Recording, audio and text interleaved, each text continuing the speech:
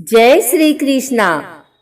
आइए सुनते हैं तेजा दशमी की कथा।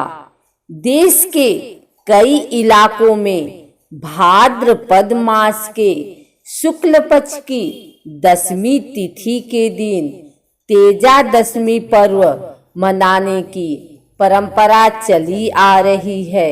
यह पर्व श्रद्धा, आस्था और विश्वास का प्रतीक माना गया है। इस बार यह पर्व 16 सितंबर गुरुवार के दिन मनाया जाएगा। इस पर्व के तहत भाद्रपद शुक्ल नवमी की पूरी रात जगा करने के बाद दूसरे दिन यानी दशमी तिथि को जिन जिन स्थानों पर वीर तेजा जी के मंदिर हैं वहां मेले लगाए जाते हैं। इस दिन मेले और तेजा जी महाराज की सवारी के रूप में जगह जगह शोभा यात्राएं निकाली जाती हैं।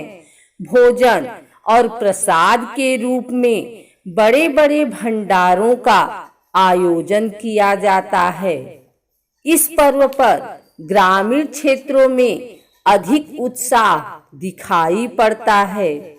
इस दिन काफी संख्या में श्रद्धालु तेजा जी मंदिर में नारियल चढ़ाने एवं प्रसाद ग्रहण करने जाते हैं।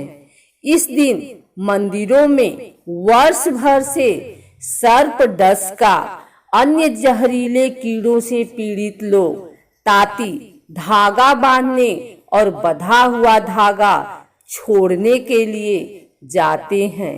माना जाता है कि सर्प डस से पीड़ित व्यक्ति यह धागा सर्प के काटने पर बाबा के नाम से पीड़ित स्थान पर बांध देते हैं। इससे पीड़ित पर सांप के जहर का असर नहीं होता है और वह पूर्ण रूप से स्वस्थ हो जाता है। इस दिन खास तौर पर चूरमे का प्रसाद बनाकर तेजा जी महाराज को भोग लगाया जाता है। मध्य प्रदेश और राजस्थान के हर गांव में तेजा दशमी पर्व को एक त्योहार की तरह मनाया जाता है। इस दिन राजस्थान के लोक देवता वीर तेजा जी के निर्वाण दिवस को प्रतिवर्ष भाद्रपद शुक्ल दशमी को तेजा दशमी के रूप में मनाया जाता है। आइए सुनते हैं इनकी एक कथा। दंत कथाओं और मान्यताओं को माने और साथ ही इतिहास भी देखें तो वीर तेजा जी का जन्म विक्रम संवत 1103 माघ शुक्ल चतुर्दशी गुरुवार 29 जनवरी 1074 के दिन खरनाल में हुआ था। नागौर जिले के खरनाल के प्रमुख कुंवर ताहर जी उनके पिता थे और राम कंवर उनकी मां। दंत कथाओं में अब तक बताया जा रहा था कि तेजा जी का जन्म माघ सुदी चतुर्दशी को 1130 में हुआ था, जबकि ऐसा नहीं है। तेजा जी का जन्म विक्रम संवत 1243 के माघ सुदी 14 को हुआ था। वहीं दंत कथाओं में तेजा जी की वीर गति का साल 1160 बताया गया है, जबकि सच यह है कि तेजा जी को 1292 में वीर गति अजमेर के पनेर के पास सुरसुरा में प्राप्त हुई थी।